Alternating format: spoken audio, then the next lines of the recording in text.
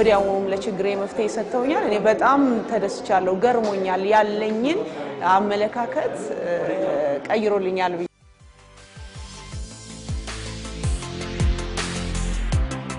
በጥቃቅንና አነስተኛ ተደራጅቼ በባልትና ዘርፍ ማምረትና መሸጥ ዘርፍ ተደራጅቼ ሰራ ወደ 11 ዓመት ይሆነኛል።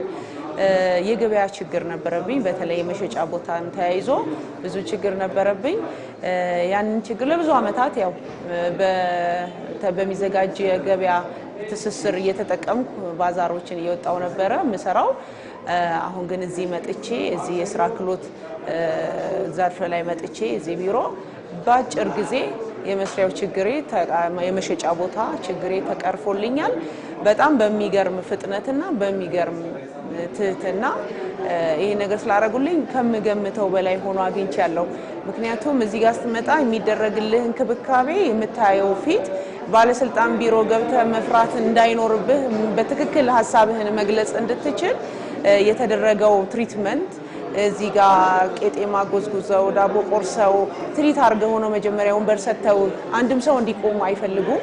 ከእንደገና በጣም በፍጥነት ቶሎ ቶሎ ተባብረው ብዙ ሆኖ ያስተናግዱሃል። ውስጥም ኃላፊዎች ችግርህንም ፖዚቲቭሊ ነው በቃ የሚቀበሉ ሲሰሙ እና ለችግሬ መፍትሄ ሰጥተውኛል። እኔ በጣም ተደስቻለሁ፣ ገርሞኛል። ያለኝን አመለካከት ቀይሮልኛል ብዬ ነው ማስበውና በጣምም ነው ማመሰግነው።